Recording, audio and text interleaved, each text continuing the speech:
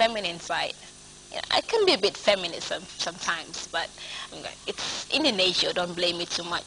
So today we're talking about the My Lead Fellowship. We have two of our very best. One who was a past fellow and another who is currently about to be fellow. Not yet a fellow, but going for the fellowship as well. We have Jama Jack and Awan Jai. But first, I will allow them to introduce themselves and new one to audience out there. Welcome to the Fata Show. Thank you, Taneng. Thank you for having us on the show. Good evening, viewers. I am Jama Jack, a 2012 My Lead Fellow. And Awan Jai. Thank you very much, Taneng. My name is Awakin Jai, 2013 My Lead Fellow. Great. 2012 and 2013. Year will pass on this year. Interesting. But first of all, Gemma, I know most people at home wondering, okay, what is the My Lead all about? Although Awan Jai has done quite a very much amount of fuss about it, talked about it on radio and everything, and there's so many people know about it already. But how about you tell us? You've been there. Yaham Numel. Tell us, what is the My Lead Fellowship all about? Okay, the My Lead Fellowship is an initiative that was started by the Marimi Initiative for Women's Leadership in Africa, which is based in Ghana and United States of America.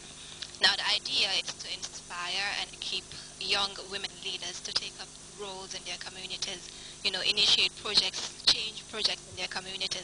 So the whole idea is to develop women leaders, identify young women leaders in Africa, bring them together, and equip them with the necessary skills, put them in the same room with mentors, people that can actually inspire them to tap into their beings, realize their potentials, and release them, initiate projects that will bring effective change in their communities. So the My Lead Fellowship, as the name indicates, it's like Morimi Initiative for Leadership. So it's all about developing young women leaders that we can send out there and tell the world, okay, we have women leaders, they're out to change Africa. That's like the basic idea of the My Lead Fellowship.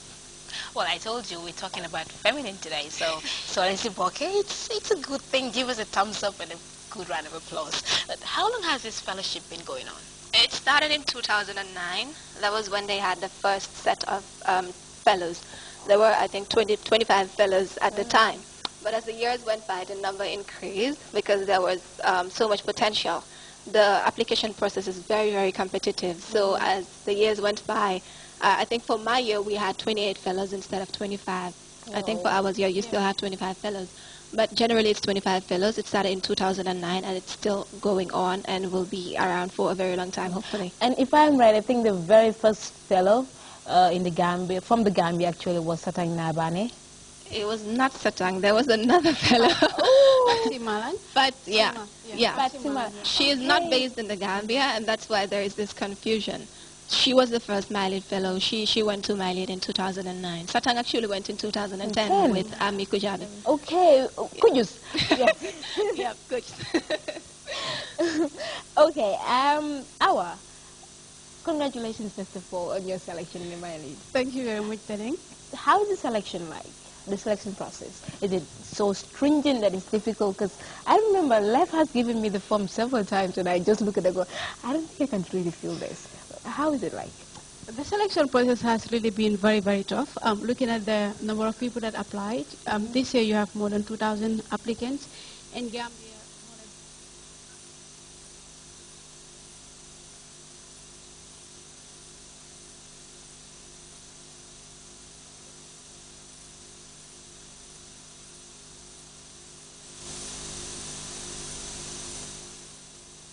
I was not very, very prepared to apply, but a friend of mine really inspired me to do so. Then when I did and I was shortlisted, and I have to go through an interview process, then both national and international, and seeing those that were shortlisted, the likes of Binzi, Binta Sise, the likes of Fatu Sise and stuff like that, they're all very inspiring young ladies, and seeing myself too was really amazing, and I think I have a lot of potential, and they've seen a lot of potential in me. That's why they selected me to be part of the 2013 My Lead Fellowship.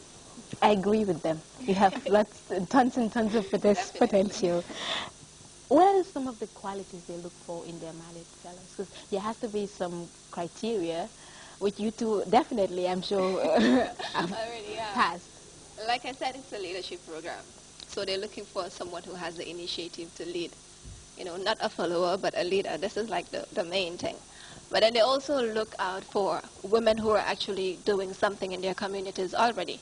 You look at Awa, she's been involved in activism and advocacy for a very long time. Exactly, for a very long time. You look at all the people that were selected from the Gambia, from other countries, you realize there are people that have been doing a lot in their communities, and they've been taking up initiatives, whether they're doing it alone or with, a group of like-minded people.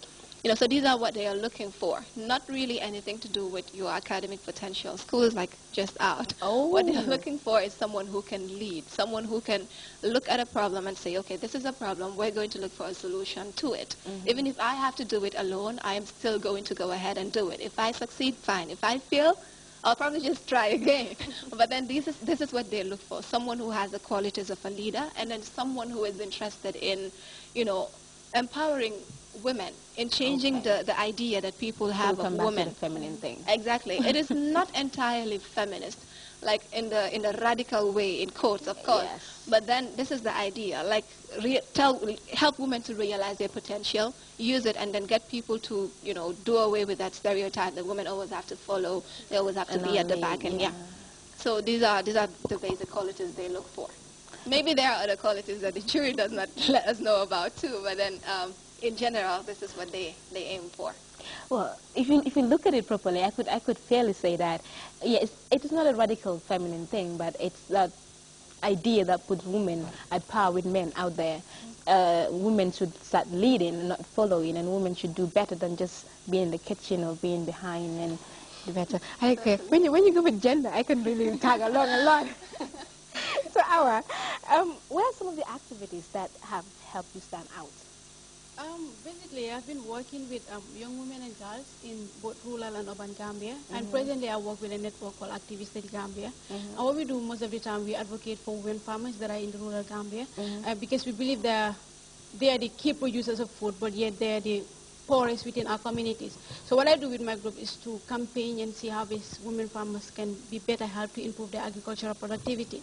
And I do a lot of capacity building for young women and girls. Last year I was selected to be a British Council Global Change Maker, and upon my arrival to the Gambia, I was like saying, wow, I think I need to give back to my community. And what I did was to organize a capacity building training where young women and girls were represented in that capacity building training, because I believe knowledge is something that really, if you give knowledge to an individual, it will really empower her to be better, and it will empower her to take initiative in their communities.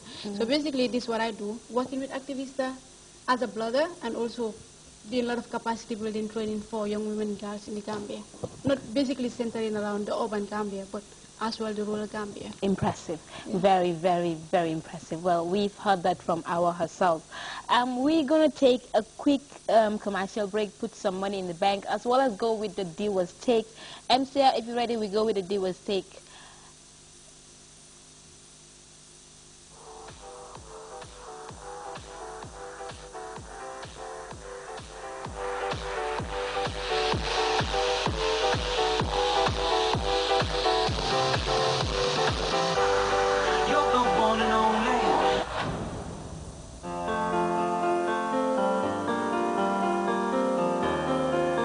Be open.